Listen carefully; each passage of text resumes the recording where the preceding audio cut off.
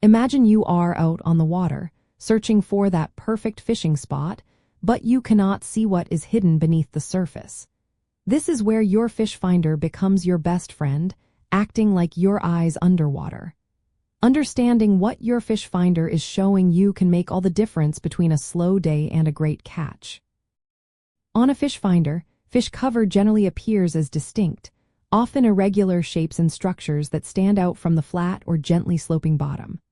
Hard structures like rocks, logs, and artificial reefs will show up as strong, thick signals, often with jagged or defined edges.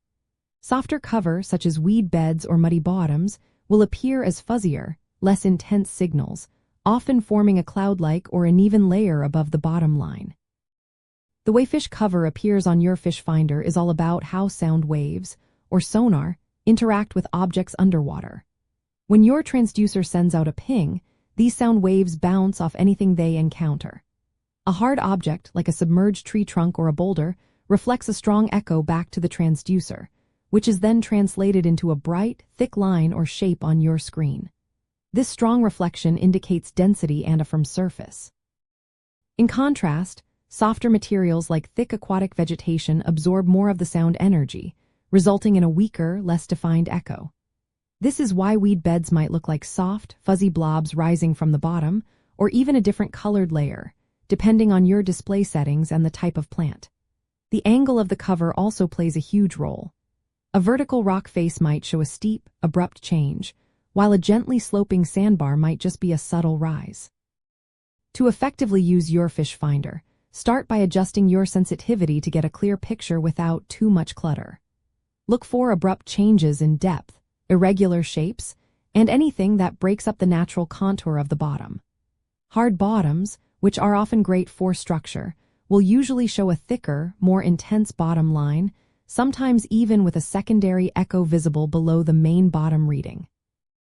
If you see tall, dense pillars or columns rising from the bottom, you are likely looking at submerged timber or deep weed lines.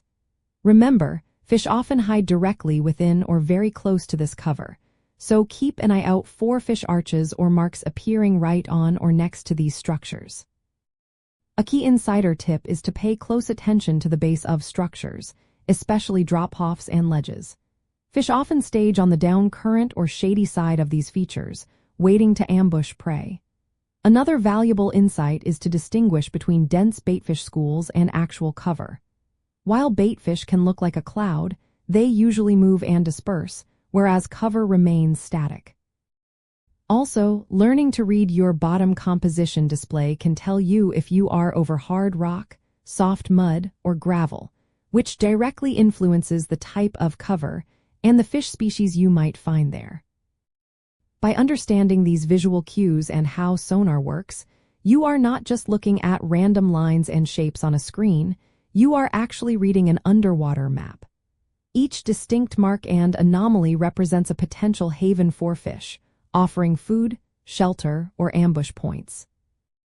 Mastering this skill transforms your fish finder from a simple depth tool into an invaluable fish locating device, helping you find those prime spots where the big ones are hiding and ultimately making your time on the water more productive and enjoyable.